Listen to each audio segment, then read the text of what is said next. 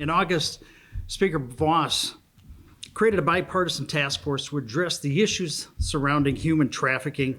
We had a special emphasis on sex trafficking and child sex trafficking.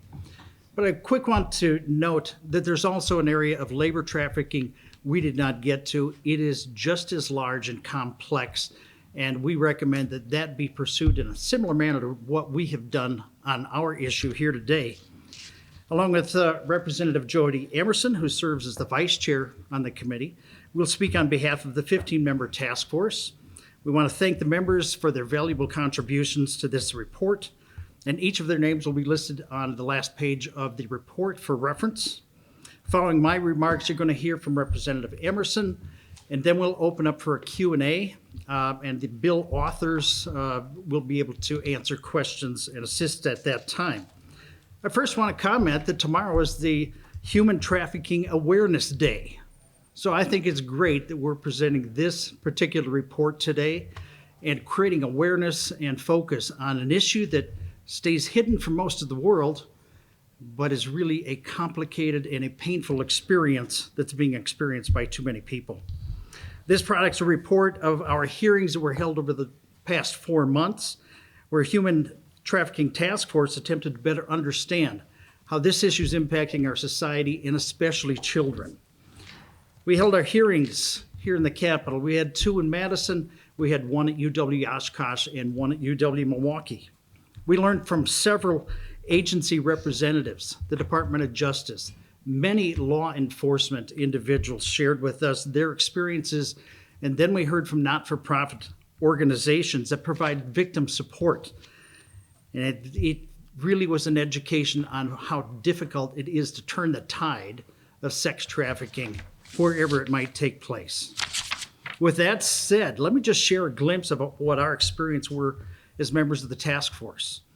In general, the members came in to this process with a limited, maybe oblique idea of what extent was sex trafficking taking place in Wisconsin. We listened to testimony from amazing, and I'll emphasize truly amazing law enforcement personnel assigned to these cases. They shared how difficult it is to identify, track, and prosecute traffickers and solicitors of sex.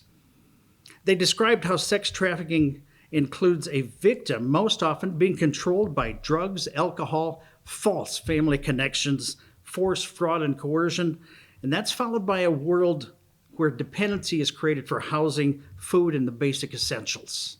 These people are truly captured.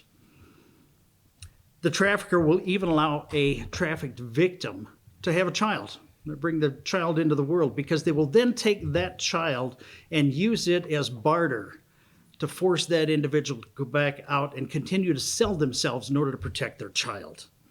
While most of the victims are females, there are also male victims that are subjected to this life. Law enforcement uses a phrase, "This is the exploitation of the vulnerable." This is the target the traffickers are pursuing.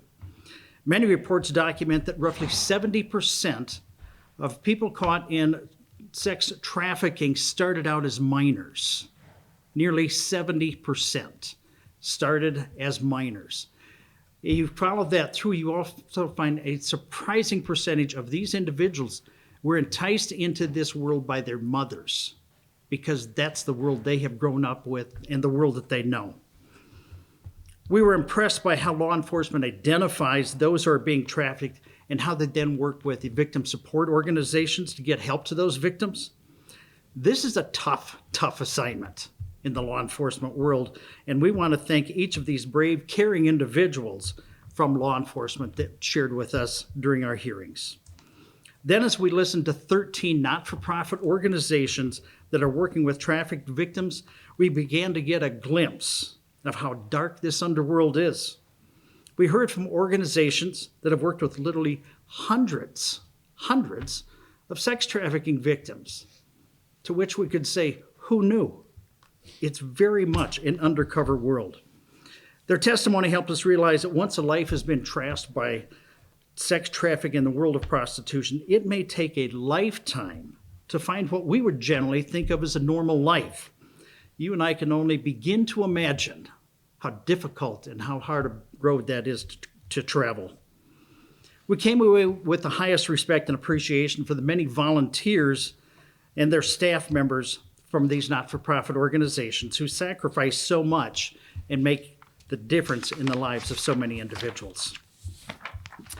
After our hearings and input from so many experts and witnesses, there was a fairly clear pathway as to how the task force could work to make a difference in this area of our society.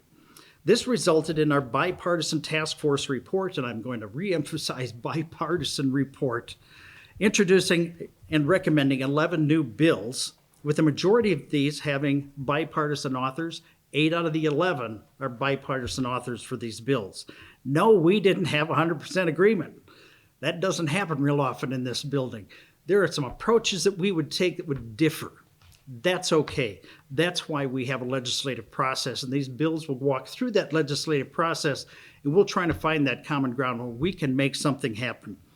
But everyone here today has lent their name and signed off on the task force report because we have a common concern about the outcome of this task force and the impact we can have for those people being affected in this particular world.